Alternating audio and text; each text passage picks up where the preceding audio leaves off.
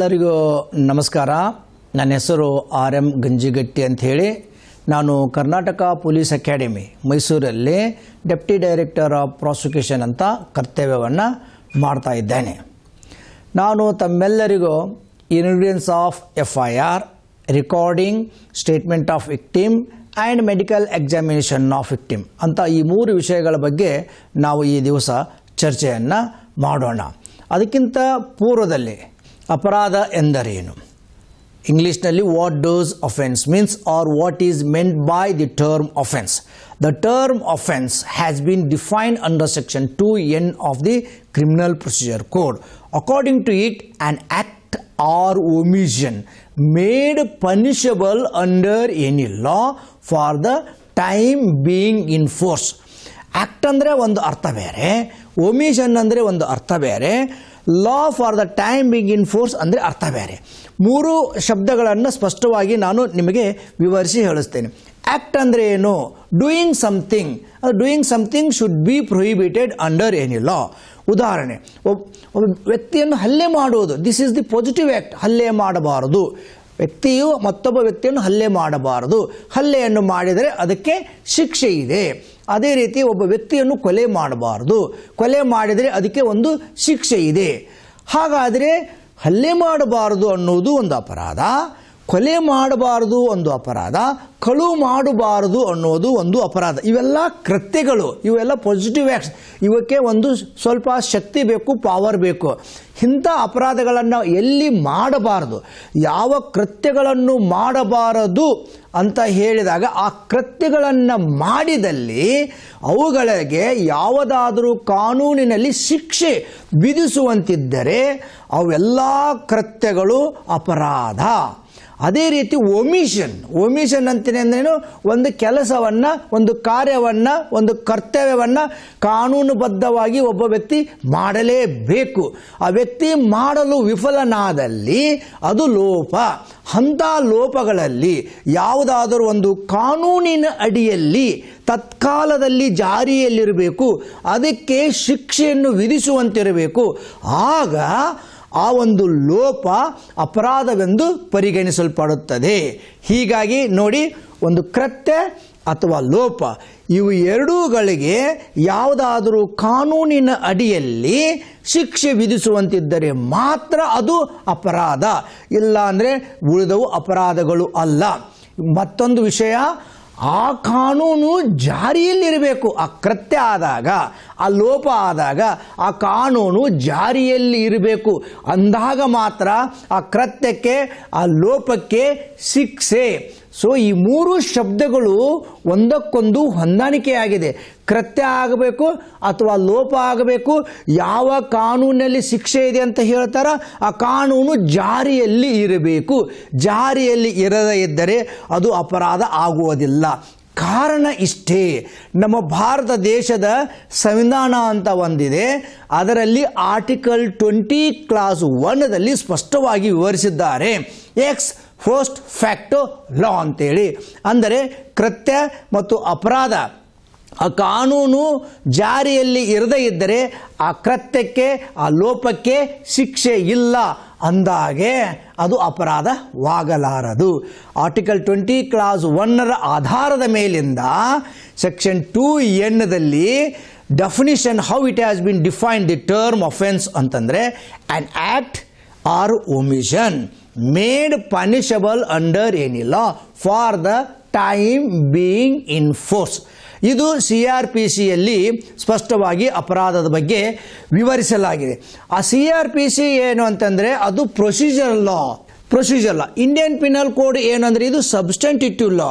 ಅದೇ ರೀತಿ special on local loss ಅಂತ ಇದೆ. ಸ್ಪೆಷಲ್ ಅಂತಂದರೆ ವಿಶೇಷವಾದ ಕಾನೂನು, ಅದು ಸ್ಥಳೀಯ. ಲೋಕಲ್ ಲಾ ಅಂದರೆ ಸ್ಥಳೀಯ ಕಾನೂನು. ಹಾಗಾದರೆ ವಿಶೇಷವಾದ ಕಾನೂನು ಅಂದರೇನು, ಸ್ಥಳೀಯ ಕಾನೂನು ಅಂದರೇನು, ನಾನು ನಿಮಗೆ ಸ್ವಲ್ಪ ಹೇಳ್ಕೊಡ್ತಾ ಇದ್ದೇನೆ. ವಿಶೇಷವಾದ ಕಾನೂನು ತಮಗೆಲ್ಲ ಗೊತ್ತಿರಬೇಕು. Narcotic drugs and psychotropic substances act, ಅದು ಸೆಂಟ್ರಲ್ ಗೌರ್ಮೆಂಟ್ನವರು ಮಾಡಿದಂಥದ್ದು, ಅದು ಸ್ಪೆಷಲ್ ಲಾ. ಅದೇ ರೀತಿ ಕರ್ನಾಟಕ ಪೊಲೀಸ್ ಆ್ಯಕ್ಟ್, ಕರ್ನಾಟಕಕ್ಕೆ ಸಂಬಂಧಪಟ್ಟಂತೆ Karnataka police act, cow slaughter act ಇದು local act, mines and minerals ಏನದಲ್ಲ ಸೆಂಟ್ರಲ್ ಆ್ಯಕ್ಟು. ಹೀಗೆ ಯಾವ ಒಂದು ಇಂಡಿಯನ್ ಪಿನಲ್ ಕೋಡ್ ಹೊರತುಪಡಿಸಿ ಸ್ಥಳೀಯ ಕಾನೂನಿನ ಅಡಿಯಲ್ಲಿ ಅಥವಾ ವಿಶೇಷವಾದ ಕಾನೂನಿನ ಅಡಿಯಲ್ಲಿ ಯಾವ ಉಲ್ಲಂಘನೆಗೆ, ಯಾವ ಕೃತ್ಯಕ್ಕೆ, ಯಾವ ಲೋಪಕ್ಕೆ ಶಿಕ್ಷೆ ವಿಧಿಸುವ ಹಾಗೆ ಇದ್ದರೆ ಅದು ಒಂದು ಅಪರಾಧ. CRPC ಸೆಕ್ಷನ್ 2N ಅಪರಾಧದ ಬಗ್ಗೆ ಸ್ಪಷ್ಟವಾಗಿ ವ್ಯಾಖ್ಯಾನಿಸಲಾಗಿದೆ. ಈಗಾಗಲೇ ಹೇಳಿದಂಗೆ ಇಂಡಿಯನ್ ಪಿನಲ್ ಕೋಡ್ದಲ್ಲಿ ಹೇಗೆ ವಿವರಿಸಲಾಗಿದೆ. Section 40 you please refer it. It's very very important. Only one small line is there. Under section 40 of the Indian penal code, offence means things made punishable under that code only. ಯಾವ ವಿಷಯಗಳನ್ನು Indian penal ಕೋಡಿನಲ್ಲಿ ಶಿಕ್ಷೆ ವಿಧಿಸಬೇಕು ಅಂತ ಇರುತ್ತೆ ಅವು ಮಾತ್ರ ಅಪರಾಧಗಳು. ಉಳಿದ ಕೃತ್ಯಗಳಾಗಲಿ ಉಳಿದ ಲೋಪಗಳಾಗಲಿ ಅಪರಾಧ ಅಲ್ಲ. ಈಗ ಕೆಲವೊಂದಿಷ್ಟು ಸಂದರ್ಭದಲ್ಲಿ ನಮಗೆ ಗೊತ್ತಾಗುತ್ತೆ ಇದು ಮಾಡಿದಂಥ ಕೃತ್ಯ ಅಪರಾಧ ಹೌದೋ ಅಲ್ಲೋ, ಇದು ಮಾಡಿದಂಥ ಲೋಪ ಅಪರಾಧ ಹೌದೋ ಅಲ್ಲೋ. ಅದನ್ನು ನಾವು ಇನ್ನೂ ಹೆಚ್ಚಿಗೆ ನಾವು ಸ್ಪಷ್ಟವಾಗಿ ತಿಳ್ಕೋಬೇಕಂತಂದರೆ 1897ನೇ ಇಸ್ವಿಯಲ್ಲಿ ಆದಂತಹ ಒಂದು ಜನರಲ್ ಕ್ಲಾಸಸ್ ಆ್ಯಕ್ಟ್ನಲ್ಲಿ ಸೆಕ್ಷನ್ 2 ಸಬ್ ಸೆಕ್ಷನ್ 38ರಲ್ಲಿ ಅಪರಾಧ ಅಂದರೆ ಏನು ಅಂತ ಸ್ಪಷ್ಟವಾಗಿ ವಿವರಿಸಲಾಗಿದೆ. ಸೊ ಈಗ ನಾವು ಒಂದೇ ಒಂದು ಡೆಫಿನಿಷನ್ ದ ಟರ್ಮ್ ಅಫೆನ್ಸ್ ಅದರ ಬಗ್ಗೆ ನಾವು ಹೇಳಿದ್ದೇನೆ. I would like to repeat it once again. Offense means it has been defined under section 2N of the Criminal Procedure Code. According to it, an act or omission made punishable under any law for the time being in force. The same offense, it has been defined under section 40 of the Indian Penal Code. Things made punishable under that code only. And in order to understand better than the definition defined under the Indian Penal Code or Criminal Procedure Code, yes, let us see the definition defined under section 238 of the General Clauses Act 1897. So these are the definitions defined under the various act. How many kinds of offenses are there in respect of police powers? There are two kinds. One is the cognizable offense, another one is non-cognizable offense. The word cognizable offense has been defined under section 2C of the Criminal Procedure Code. According to it, cognizable offense means an offense in which a police officer may arrest a person without warrant in accordance with the first schedule of the Criminal Procedure Code. Section 2C ದಲ್ಲಿ ಸ್ಪಷ್ಟವಾಗಿ ಸೌನ್ಯ ಅಪರಾಧ ಎಂದರೆ ಏನು ಅಂತ ವ್ಯಾಖ್ಯಾನಿಸಲಾಗಿದೆ. ಅದರ ಪ್ರಕಾರ ಒಂದು ಸೌನ್ಯ ಅಪರಾಧದಲ್ಲಿ ಯಾವ ಅಪರಾಧವನ್ನು CRPC ಶೆಡ್ಯೂಲ್ ಫಸ್ಟದಲ್ಲಿ ಸೌನ್ಯ ಅಪರಾಧವೆಂದು ತೋರಿಸಲಾಗಿದೆ ಆ ಎಲ್ಲ ಅಪರಾಧಗಳಲ್ಲಿ ಒಬ್ಬ ಪೊಲೀಸ್ ಅಧಿಕಾರಿಯು ಮಾನ್ಯ ಮ್ಯಾಜಿಸ್ಟ್ರೇಟ್ ಅವರ ಆದೇಶವಿಲ್ಲದೆ ಆ ವ್ಯಕ್ತಿಯನ್ನು ದಸ್ಕಿರಿ ಮಾಡಬಹುದು. ಇದು ಕಾಗ್ನಿಜಬಲ್ ಅಫೆನ್ಸ್ ಅಂತೆ. One more definition is there under section 2C, cognizable case in which also police can arrest a person without warrant. Where it has been defined? It has been defined under section 154, under section 155 clause 4 of the Criminal Procedure Code.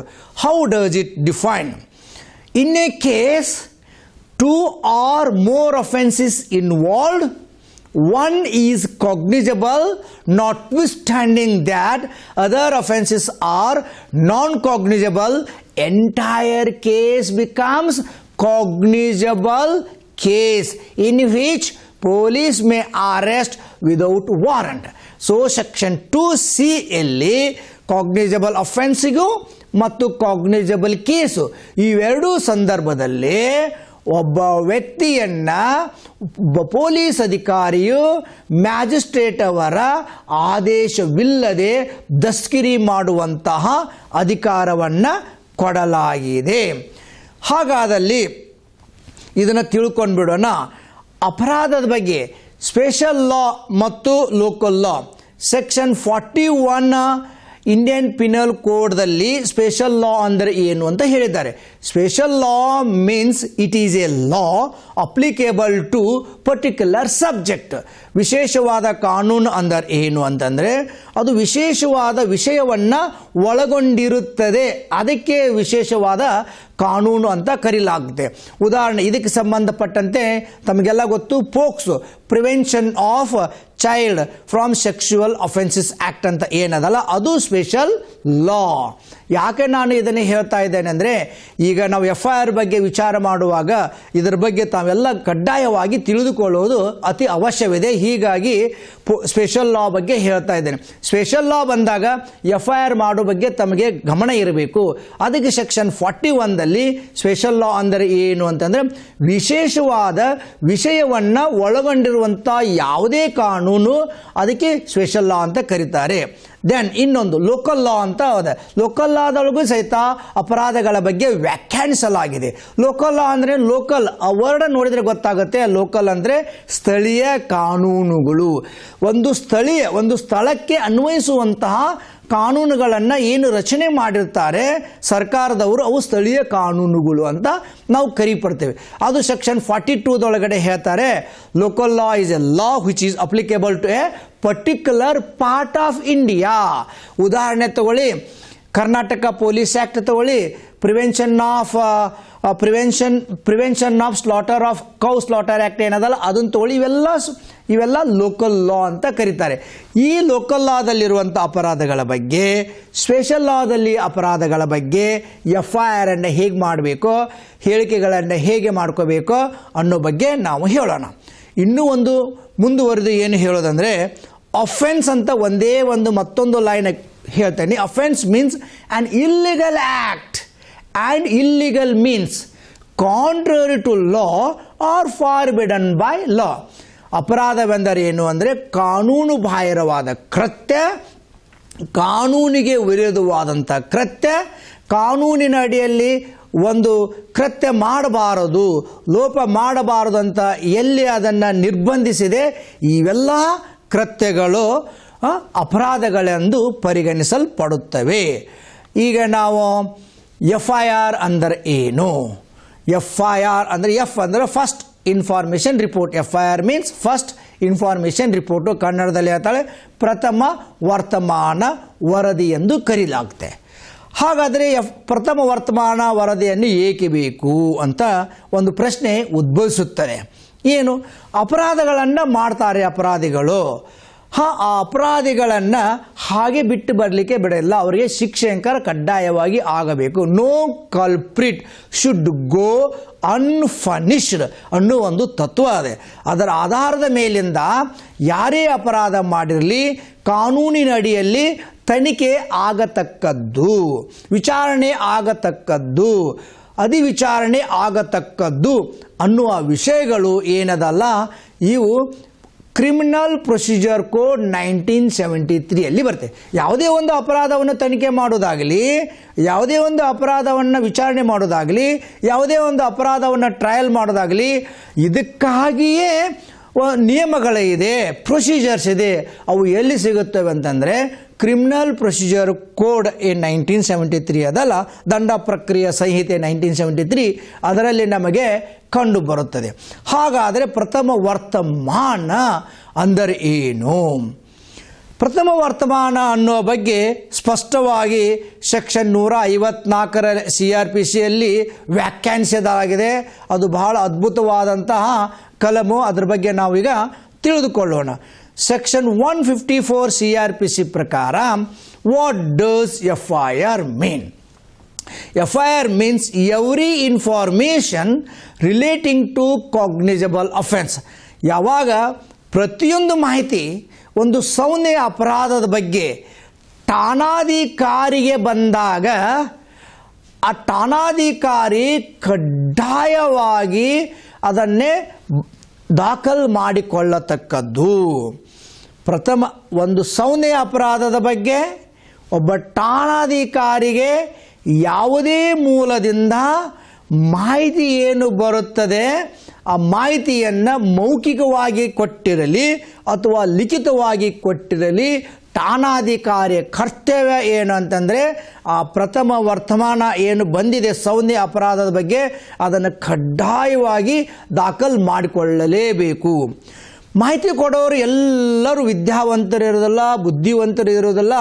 ಅಂಥ ಸಂದರ್ಭದಲ್ಲಿ ಠಾಣಾಧಿಕಾರಿಗೆ ಮೌಖಿಕವಾಗಿ ಮಾಹಿತಿ ಬಂದರೆ ಅದನ್ನು ಸ್ಪಷ್ಟವಾಗಿ ಒಂದು ಶಬ್ದ ಕಣ್ಣು ತಪ್ಪದ ಹಾಗೆ ಹೋಗದ ಹಾಗೆ ಅದನ್ನು ದಾಖಲು ಮಾಡಿಕೊಳ್ಬೇಕು.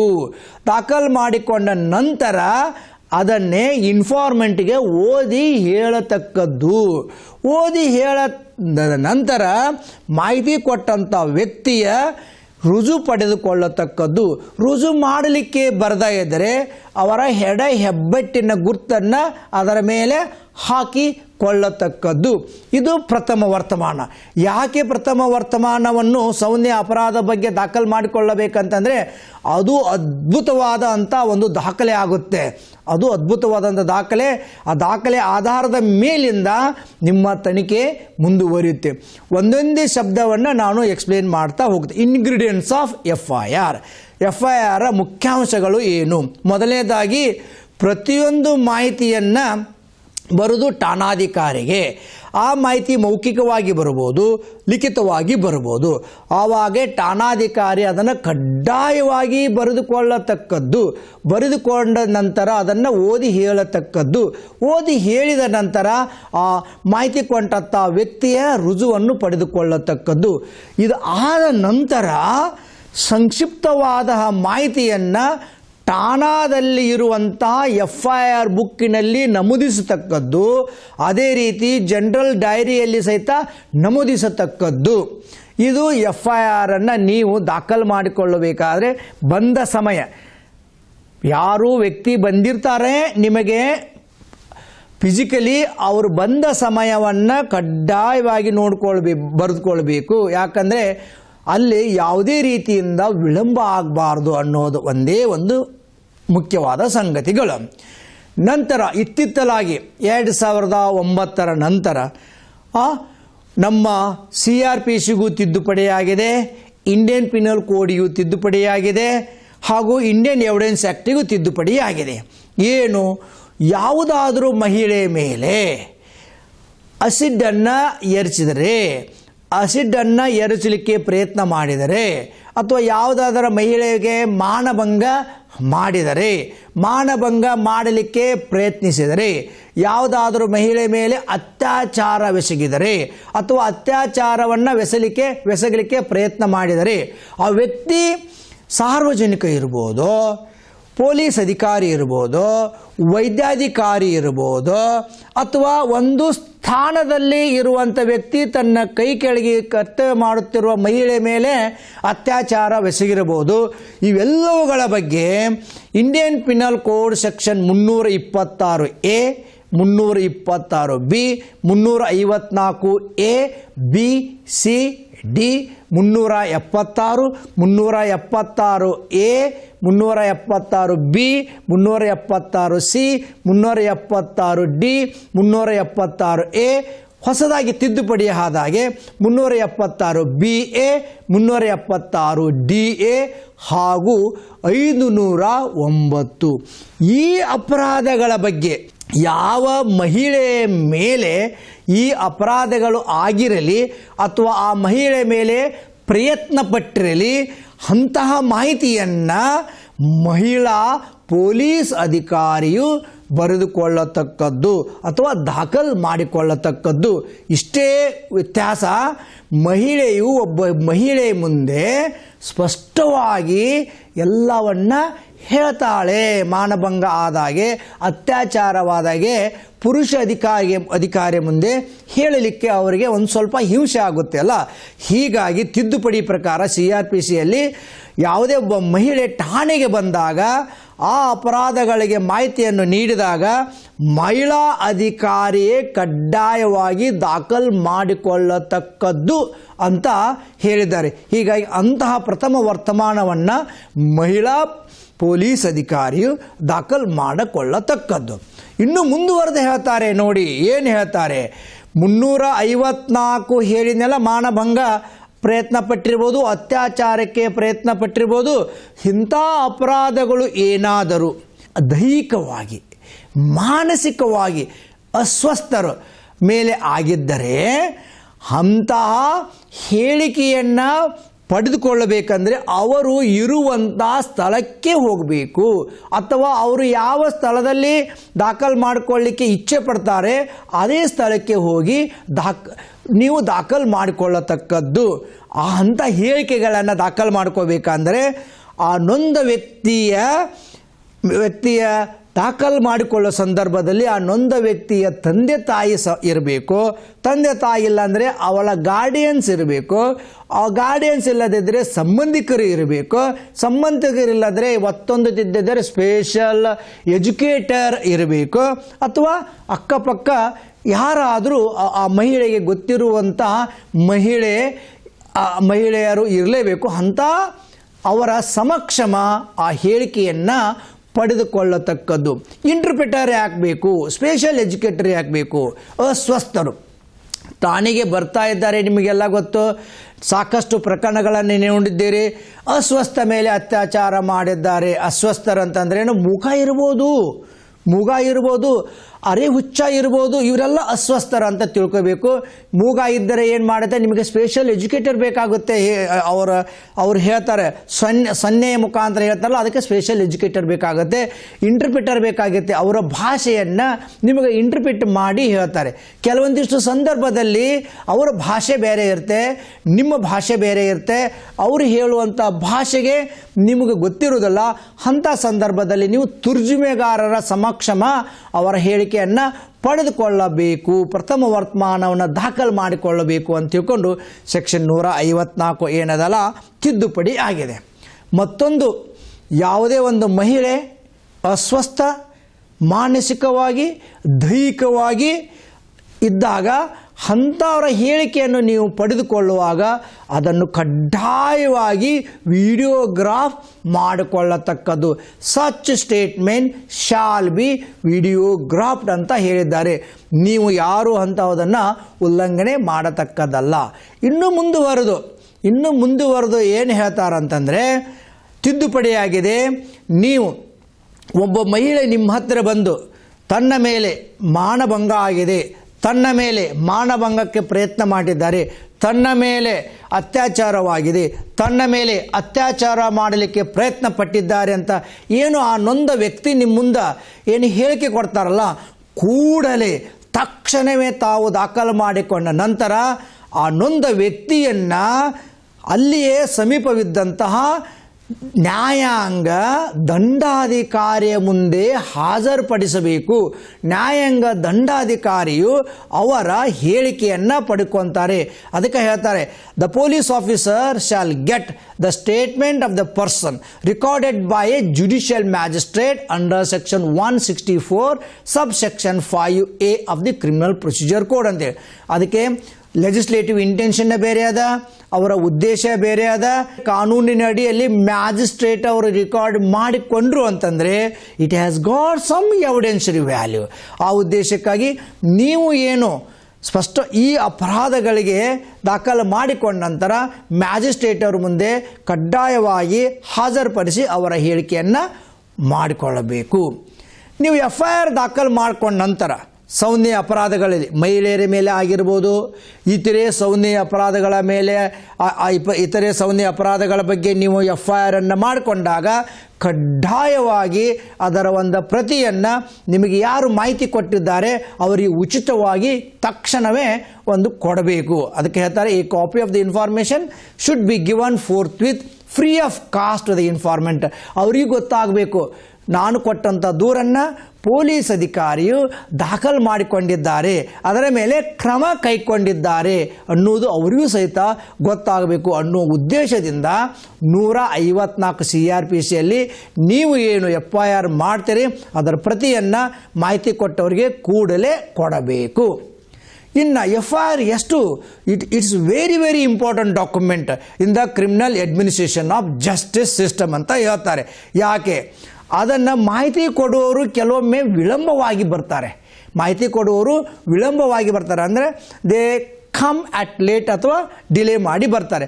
ಅಂಥ ಸಂದರ್ಭದಲ್ಲಿ ಯಾಕೆ ಅವರು ವಿಳಂಬ ಮಾಡಿ ನಿಮ್ಮ ಠಾಣೆಗೆ ಬಂದರು, ಕಾರಣಗಳೇನು, ಅವರಿಂದ ನೀವು ಕಾರಣಗಳನ್ನು ಕೇಳಬೇಕು. ಏಕೆ ನೀನು ಅಪರಾಧ ಆಗಿ 1 ದಿವಸ ಆಗಿದೆ, 2 ದಿವಸ ಆಗಿದೆ, 3 ದಿವಸ ಆಗಿದೆ, ಯಾಕೆ ವಿಳಂಬ ಮಾಡಿ ನೀನು ಠಾಣೆಗೆ ಬಂದಿದ್ದಿ ಅಂತ ಅದಕ್ಕೆ ಕಾರಣಗಳನ್ನು ಕೇಳಿ ನೀವು ಆ ಪ್ರಥಮ ವರ್ತಮಾನ ಏನು ದಾಖಲು ಮಾಡ್ತೀರಿ ಒಂದು ಕಾಪಿ ಒಳಗಡೆ ಬರಿಬೇಕು. ವಿಳಂಬಕ್ಕೆ ಕಾರಣಗಳನ್ನು ನೀವು ಕೊಡಲೇಬೇಕು. You must explain the cause for delay. ನೀವು ಮಾಡಲೇಬೇಕು. ಪೊಲೀಸ್ ಅಧಿಕಾರಿ ಏನು ದಾಖಲು ಮಾಡ್ಕೊತೀರಿ, ಯಾವ ಕಾರಣಕ್ಕೆ ಅದು ವಿಳಂಬವಾಗಿದೆ ಅನ್ನೋದನ್ನು ದಾಖಲು ಮಾಡ್ಕೋಬೇಕು. ಇದು ದೆನ್ ನೀವು after recording that information you should not make any delay. You should immediately forward such FIR to the jurisdictional magistrate without delay. ಯಾವುದೇ ಕಾರಣಕ್ಕೂ ನೀವು ದಾಖಲು ಮಾಡಿಕೊಂಡ ತಕ್ಷಣ ಪ್ರಥಮ ವರ್ತಮಾನವನ್ನು ಮೂಲ ಮಾಹಿತಿಯೊಂದಿಗೆ ಕೂಡಲೇ ನ್ಯಾಯಾಧೀಶರಿಗೆ ಕಳುಹಿಸಿ ಕೊಡತಕ್ಕದ್ದು, ಯಾವುದೇ ವಿಳಂಬ ಮಾಡತಕ್ಕದ್ದಲ್ಲ. ನೀವೇನಾದರೂ ವಿಳಂಬ ಮಾಡಿದರೆ ಅಂಥ ವಿಳಂಬವನ್ನು ನ್ಯಾಯಾಧೀಶರು ಸಂಶಯ ದೃಷ್ಟಿಯಿಂದ ನೋಡ್ತಾರೆ. That will become A good ground for acquittal. ಹೀಗಾಗಿ ನೀವು ಯಾವುದೇ ಕಾರಣ ಹೇಳದೆ, ಸಬೂಬು ಹೇಳದೆ ಪ್ರಥಮ ವರ್ತಮಾನವನ್ನು ಕೂಡಲೇ ಮ್ಯಾಜಿಸ್ಟ್ರೇಟ್ ಅವರಿಗೆ ಕಳುಹಿಸಿಕೊಡುವಂತಹ ಕರ್ತವ್ಯ, ಜವಾಬ್ದಾರಿ ನಿಮ್ಮ ಮೇಲೆ ಇದೆ. ಈಗ ಜನರಲ್ ಕ್ವಶನ್, ಮಾಹಿತಿ ಪ್ರಥಮ ವರ್ತಮಾನ, who can set the law into motion, who can lodge an FIR ಅನ್ನುವಂಥ ಪ್ರಶ್ನೆ ಬರ್ತದೆ. ಯಾರು ಒಂದು ಸೌಮ್ಯ ಅಪರಾಧದ ಬಗ್ಗೆ ದೂರನ್ನು ಸಲ್ಲಿಸಬಹುದು? Very very important question. ಕೆಲವೊಂದಿಷ್ಟು ಹೇಳ್ತಾರೆ, ದೂರು ಕೊಡೋರು ನಿನಗೇನಾಗಿದೆ, ಅವನ ನೊಂದ ವ್ಯಕ್ತಿ ಅವನ ಬರಲಿ ಅಂತ ನೀವು ಕಳಿಸತಕ್ಕದ್ದಲ್ಲ. ಯಾವುದೇ ಮೂಲದಿಂದ ಬರಲಿ, ಯಾರೇ ಬಂದು ನಿಮಗೆ ಮಾಹಿತಿ ಕೊಡಲಿ, ನಿಮ್ಮ ಕರ್ತವ್ಯ ಏನು ಅಂತಂದರೆ you have no option but you must register an FIR ಅಂತ ಸುಪ್ರೀಂ ಕೋರ್ಟ್ನವರು ಸ್ಪಷ್ಟವಾಗಿ ಆನರಬಲ್ ಸುಪ್ರೀಂ ಕೋರ್ಟ್ನವರು ಹೇಳಿದ್ದಾರೆ. ಅದಕ್ಕೆ an FIR can be lodged by any person, even you can receive it by telephonic information.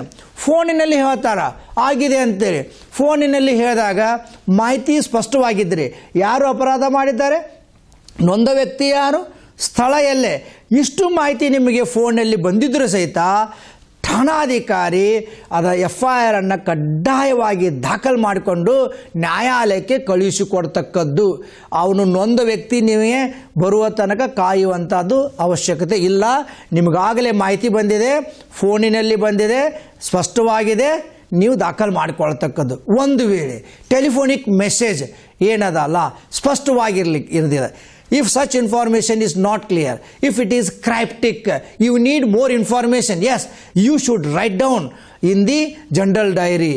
Then you proceed to the place of incident and ascertain the facts and circumstances of the case, and there itself you record the statement, then you forward it to the magistrate. ಹಾಗೆ ಮಾಡಲಿಕ್ಕೆ ನಿಮಗೆ ಬರುತ್ತೆ. ಇಷ್ಟೇ who can lodge N FIR ಅಂದರೆ ಯಾವುದೇ ಮೂಲದಿಂದ ಒಂದು ಸೌಮ್ಯ ಅಪರಾಧದ ಬಗ್ಗೆ ಠಾಣೆಗೆ ಮಾಹಿತಿ ಬರಬಹುದು.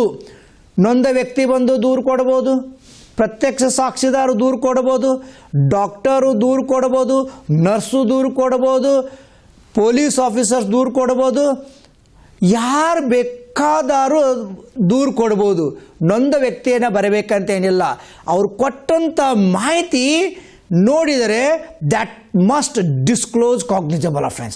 If it discloses cognizable offense, you must register it. ಅಷ್ಟು ಸೆಕ್ಷನ್ 154 ಏನೇತಂದರೆ ಕಡ್ಡಾಯವಾಗಿ ದಾಖಲೆಯನ್ನು ಮಾಡಲೇಬೇಕು. ಕೆಲವೊಂದಿಷ್ಟು ಸಂದರ್ಭದಲ್ಲಿ ನೀವು ವಿಚಿತ್ರವಾದ ಸನ್ನಿವೇಶಗಳನ್ನು ಅನುಭವಿಸ್ತೀರಿ. ಆರೋಪಿನ ಬರ್ತಾನೆ ನಿಮ್ಮ ಮುಂದೆ, ಎಸ್ ನಾನೇ ಅಪರಾಧ ಮಾಡಿದ್ದೇನೆ, ತಗೊಳ್ಳಿ ಇದು ಕತ್ತರಿಸ್ಕೊಂಡು ಬಂದಿದ್ದೇನೆ ಅಂತೇಳಿ, ಅಥವಾ ತಗೊಳ್ಳಿ ಈ ಮಚ್ಚು ತಗೊಳ್ಳಿ ಅಂತೇಳಿ, ಅಥವಾ ಹಾಗೇ ಬಂದಿರ್ತಾನೆ ರಕ್ತಸಿಕ್ತವಾಗಿ ಬಂದು ನಿಮಗೆ ಹೇಳ್ತಾನೆ, ನಾನು ಇದು ಅಪರಾಧ ಮಾಡಿದ್ದೇನೆ, ನಾನು ಇಂಥ ಕೊಲೆ ಮಾಡಿದ್ದೇನೆ, ನಾನು ರೇಪ್ ಮಾಡಿದ್ದೇನೆ, ನಾನು ಹಲ್ಲೆ ಮಾಡಿದ್ದೇನೆ, ನಾನು ಕೈ ಕತ್ತರಿಸಿದ್ದೇನೆ, ಇವೆಲ್ಲವುಗಳನ್ನು ಅವನೇ ಹೇಳ್ತಾನೆ, ಆರೋಪಿನೇ ಹೇಳ್ತಾನೆ. ಆವಾಗ ನೋಡಿ, ಆರೋಪಿ ಕೊಟ್ಟರೆ ತಗೋಬೇಕಂತೇನಿಲ್ಲ. ಆರೋಪಿ ಸಹಿತ ದೂರನ್ನು ಕೊಟ್ಟರೂ ಸಹಿತ ನೀವು ಆರೋಪಿ ಕೊಟ್ಟಂತಹ ಮಾಹಿತಿ ಮೇಲಿಂದ FIR ಅನ್ನು ಸಹಿತ ಮಾಡಲೇಬೇಕು ಅಂತ ಸ್ಪಷ್ಟವಾಗಿ ಸುಪ್ರೀಂ ಕೋರ್ಟ್ನವರು Agnu Nagesia versus state of ಬಿಹಾರದಲ್ಲಿ ಸ್ಪಷ್ಟವಾಗಿ ಹೇಳಿಬಿಟ್ಟಿದ್ದಾರೆ. Who can lodge an FIR ಅಂತಂದರೆ an accused person also he can set the law into motion ಅಂತ ಸ್ಪಷ್ಟವಾಗಿ ಹೇಳಿದ್ದಾರೆ. ಆರೋಪಿ ಬಂದು ದೂರನ್ನು ಕೊಟ್ಟರೂ ಸಹಿತ ನೀವು ಆ ದೂರನ್ನು ದಾಖಲು ಮಾಡ್ಕೊಂಡ್ಬಿಟ್ಟು ಆರೋಪಿ ಮೇಲೆ FIR ಅನ್ನು ಮಾಡಿಕೊಳ್ಳಬಹುದು. ಹಾಗಾದರೆ ಕೆಲವೊಂದಿಷ್ಟು ಸಂದರ್ಭದಲ್ಲಿ ಪೊಲೀಸ್ ಅಧಿಕಾರಿ ಮಾಹಿತಿಯನ್ನು ಬಂದ ತಕ್ಷಣ ಇಟ್ಬಿಟ್ಟು ನಾನು ವಿಚಾರಣೆ ಮಾಡ್ತೇನೆ, ಇದು ಸೌಮ್ಯ ಅಪರಾಧ ಆಗಿದೆ ಇಲ್ಲ ಅಂತ ನೀವು ಹೇಳಿದರೆ ನಿಮಗೆ ಇನ್ಕ್ವೈರಿ ಮಾಡಲಿಕ್ಕೆ ಯಾವುದೇ ಅಧಿಕಾರ ಇಲ್ಲ. ನೀವು ಕಾಗ್ನಿಸಬಲ್ ಅಫೆನ್ಸ್ ಬಗ್ಗೆ ಕಡ್ಡಾಯವಾಗಿ ದಾಖಲು ಮಾಡಿಕೊಳ್ಳಲೇಬೇಕು. ಮಾಹಿತಿ ಕಾಗ್ನಿಸಬಲ್ ಅಫೆನ್ಸ್ ಅಂತ ಗೊತ್ತಾದರೆ ಸಾಕು, ನೀವು FIR ಮಾಡತಕ್ಕದ್ದು. ಆದರೆ ಸುಪ್ರೀಂ ಕೋರ್ಟ್ ಆದವರು ಹೇಳಿದ್ದಾರೆ, ಲಲಿತ್ ಕುಮಾರಿ ವರ್ಸಸ್ ಸ್ಟೇಟ್ ಆಫ್ UP ಒಳಗಡೆ 2014ರಲ್ಲಿ ಅದು ಕಾನ್ಸ್ಟಿಟ್ಯೂಷನಲ್ ಬೆಂಚಿನ ಮುಂದೆ ಆದಂಥದ್ದು. ಪೊಲೀಸರು ಯಾವ ಸಂದರ್ಭದಲ್ಲಿ ಪ್ರಾಥಮಿಕ ವಿಚಾರಣೆಯನ್ನು ಮಾಡಬಹುದು, under what circumstances police can hold preliminary inquiry ಅಂತ ಹೇಳಿದ್ದಾರೆ. ಉದ್ದೇಶ ಇಷ್ಟೇ. ಯಾವ ಸಂದರ್ಭದಲ್ಲಿ ಅಂತಂದರೆ ಒಂದು ವೈದ್ಯಾಧಿಕಾರಿಯ ನಿರ್ಲಕ್ಷ್ಯದಿಂದ ಆದಂಥ ಅಪರಾಧ ಮೆಡಿಕಲ್ ನೆಗ್ಲಿಜೆನ್ಸ್, ಎರಡನೇದ್ದು ಎಕಾನಮಿಕ್ ಅಫೆನ್ಸಿಸ್, ಮೂರನೇದ್ದು ಫ್ಯಾಮಿಲಿ ಮ್ಯಾಟರ್ಸ್, ಗಂಡ ಹೆಂಡತಿಯ ಮಧ್ಯದಲ್ಲಿ ಆದಂಥ ಅಪರಾಧಗಳಲ್ಲಿ ಮಾಡಬಹುದು ಅಂತ ವಿಚಾರಣೆ ಮಾಡ್ಬೋದು. ಕೊನೆಯದ್ದು ಒಂದು ಸೌಮ್ಯ ಅಪರಾಧ ಆಗಿದೆ, ಆದ 3 ತಿಂಗಳ ನಂತರ ನಿಮ್ಮ ಠಾಣೆಗೆ ಬರ್ತಾರೆ, ಮಾಹಿತಿಯನ್ನು ಕೊಡ್ತಾರೆ. ಸೊ ಅಂಥ ಸಂದರ್ಭದಲ್ಲಿ ಯಾವ ಸಂದರ್ಭ ನಾನು ಈಗಾಗಲೇ ಹೇಳಿದೆ, doctors negligence, family matters, economic offences and offence occurred more than 3 months. ಇವು ಎಲ್ಲ ಉದಾಹರಣೆ ಆಗಿ ನಾನು ನಿಮಗೆ ಹೇಳ್ತಾ ಇದ್ದೀನಿ. ಇಂಥ ಸಂದರ್ಭದಲ್ಲಿ ನಿಮಗೆ ಒಂದು ಪ್ರಾಥಮಿಕ ವಿಚಾರಣೆ ಮಾಡುವಂಥ ಒಂದು ಅಧಿಕಾರ ಕೊಟ್ಟಿದ್ದಾರೆ. ಹಾಗಾದರೆ ಪ್ರಾಥಮಿಕ ವಿಚಾರಣೆ ಮಾಡ್ಕೋಬೇಕಂದ್ರೆ ನೀವು ಏನು ಕಡ್ಡಾಯವಾಗಿ ಮಾಡಬೇಕು, ನೀವು ಅಂಥ ಮಾಹಿತಿಯನ್ನು ಜನರಲ್ ಡೈರಿ ಅಂತ ಇದೆ, ಜನರಲ್ ಡೈರಿಯಲ್ಲಿ ನಮೂದು ಮಾಡಬೇಕು. ನಮೂದು ಮಾಡಿ ನೀವು ಪ್ರಾಥಮಿಕ ವಿಚಾರಣೆ ಮಾಡಿ. ಆದರೆ ಪ್ರಾಥಮಿಕ ವಿಚಾರಣೆ ಏನಾದಲ್ಲ ಅದು 7 ದಿನಗಳಲ್ಲಿ ಮುಕ್ತಾಯವಾಗತಕ್ಕದ್ದು. You should conclude such inquiry within 7 days from the time when you received such information. ಇದನ್ನು ನೀವು 7 ದಿನಗಳ ಒಳಗೆ ಅದನ್ನು ಮುಕ್ತಾಯ ಮಾಡಬೇಕು. ನಂತರ 7 ದಿವಸದ ಅಂತ್ಯಕ್ಕೆ ನೀವು ಒಂದು ಅಭಿಪ್ರಾಯವನ್ನು ಪಟ್ಟು ಅದಕ್ಕೆ FIR ಮಾಡಬೇಕಂದ್ರೆ FIR ಮಾಡಿ. ಆ FIRದೊಳಗಡೆ ನೀವು ಸ್ಪಷ್ಟವಾಗಿ ಬರೀಬೇಕು, ಮಾಹಿತಿ ಬಂದಿದ್ದು 7 ದಿವಸಗಳ ಹಿಂದೆ, ಆ ಜನರಲ್ ಡೈರಿ ನಂಬರ್ ಹಾಕಬೇಕು, ಟೈಮ್ ಹಾಕಬೇಕು. ನಾನು ಪ್ರಾಥಮಿಕ ವಿಚಾರಣೆ ಮಾಡಿದೆ, ನನ್ನ ವಿಚಾರಣೆಯಲ್ಲಿ ಕಾಗ್ನಿಸಬಲ್ ಅಫೆನ್ಸ್ ಆಗಿದೆ ಅಂತ ಸ್ಪಷ್ಟವಾಗಿ ಕಂಡು ಬಂದಿತು, ಹೀಗಾಗಿ ನಾನು ಪ್ರಥಮ ವರ್ತಮಾನ ಮಾಡುತ್ತೇನೆ ಅಂತ ಮಾತ್ರ ನೀವು ಬರಿಬೇಕು. ಇಲ್ಲ ಅಂದರೆ 7 days ನಿಮಗೆ ಅನಿಸುತ್ತೆ, as it came to my knowledge that accused has not committed any cognizable offence ಅಂತ ನಿಮಗೆ ಏನಾದರೂ ಕಂಡು ಬಂದರೆ ನಾನು FIR ಮಾಡೋದಿಲ್ಲ ಇಂಥ ಪ್ರಕರಣಗಳಲ್ಲಿ ಅಂತ ನೀವು ದಾಖಲು ಮಾಡಿ ಕಡ್ಡಾಯವಾಗಿ ಆ ಮಾಹಿತಿ ಕೊಟ್ಟವರಿಗೆ ನೀವು ತಿಳಿಸಬೇಕು, ನಾನು ಪ್ರಥಮ ವರ್ತಮಾನ ಮಾಡುವುದಿಲ್ಲ ಅಂಥೇಳಿ. ಈ ಬಗ್ಗೆ ಲಲಿತ್ ಕುಮಾರಿ ಕೇಸ್ನಲ್ಲಿ ಸರ್ವೋಚ್ಚ ನ್ಯಾಯಾಲಯದವರು ನಿಮಗೆ ಪ್ರಾಥಮಿಕ ವಿಚಾರಣೆ ಮಾಡಲಿಕ್ಕೆ ಅವಕಾಶ ಕೊಟ್ಟಿದ್ದಾರೆ. ಆ ಅವಕಾಶವನ್ನು 7 ದಿವಸಗಳ ಒಳಗೆ ಮುಕ್ತಾಯ ಮಾಡಬೇಕು. ನೀವು FIR ಮಾಡೋದಾದರೆ FIR ಮಾಡಬೇಕು, ಇಲ್ಲ ಅಂತಂದರೆ ಮಾಡೋದಿಲ್ಲ ಅಂದರೆ ಆ ಬಗ್ಗೆ ಒಂದು ಮಾಹಿತಿಯನ್ನು ದೂರು ಕೊಟ್ಟವರಿಗೆ ನೀವು ಕಡ್ಡಾಯವಾಗಿ ಕೊಡಲೇಬೇಕು. ಇದು ಒಂದು ಇಂಗ್ರೀಡಿಯೆಂಟು. ಹಾಗಾದಲ್ಲಿ ಡ್ಯೂಟೀಸ್ ಆಫ್ ಪೊಲೀಸ್ ಆಫೀಸರ್ ಬಗ್ಗೆ ನಾವು ಹೇಳೋಣ. ಪೊಲೀಸ್ ಆಫೀಸರು ನಾನು ಈಗಾಗಲೇ ಹೇಳಿದೆ, ಒಂದು ಕಾಗ್ನಿಸಬಲ್ ಅಫೆನ್ಸ್ ಬಗ್ಗೆ ಮಾಹಿತಿ ಬಂದರೆ ಅದನ್ನು ಕಡ್ಡಾಯವಾಗಿ ದಾಖಲೆ ಮಾಡಿಕೊಳ್ಬೇಕು. ಅವರಿಗೆ ವಿಚಾರಣೆ ಮಾಡುವಂಥ ಅಧಿಕಾರ ಇಲ್ಲ. ಇನ್ನೂ ಒಂಥರ ಇರ್ತಾರೆ, ಒಟ್ಟು ದಾಖಲು ಮಾಡ್ಕೊಳ್ಳೋಂಗಿಲ್ಲ, ರೆಫ್ಯೂಸ್ ಮಾಡಿಬಿಡ್ತಾರ. ಠಾಣಾಧಿಕಾರಿ ಏನು ಮಾಡ್ತಾನೆ, ರೆಫ್ಯೂಸ್ ಮಾಡ್ತಾನೆ. ನಾನು ಹೇಳ್ತೇನೆ, ಒಂದು ಮಹಿಳೆ ಬಂದಾಳ, ಮಾನಭಂಗ ಆಗಿದೆ ಅಂತ ಬಂದಿದ್ದಾಳೆ, ಮಾನಭಂಗ ಮಾಡಲಿಕ್ಕೆ ಪ್ರಯತ್ನ ಮಾಡ್ತಾ ಇದ್ದಾರಂತೆ ಬಂದಾರ. ಸೊ ಅತ್ಯಾಚಾರ ಆಗಿದೆ ಅಂತ ಬಂದಾರ, ಅತ್ಯಾಚಾರ ಮಾಡಲಿಕ್ಕೆ ಪ್ರಯತ್ನ ಪಟ್ಟಿದ್ದಾರೆ ಅಂತ ಬಂದು ಒಂದು ದೂರು ಕೊಡ್ತಾರ. ನೀವು ಎಫ್ ಐ ಆರ್ ಮಾಡೋದು ಬಿಟ್ಟರೆ that is an offence on your part, ಅದು ನಿಮ್ಮ ಲೋಪ.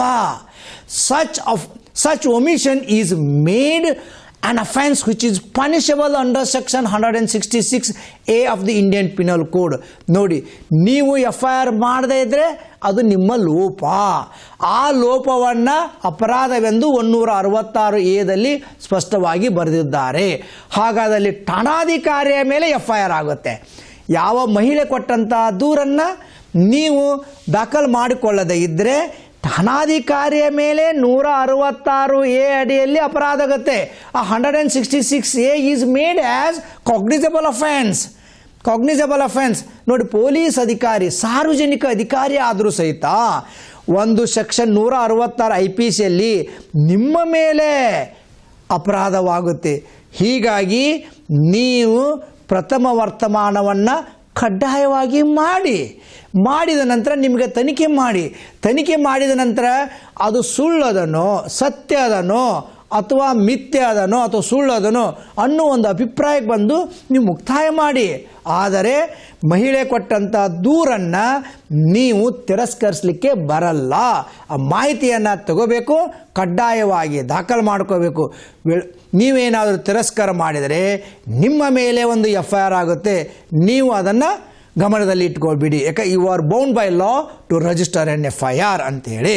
Refuse to FIR 166A.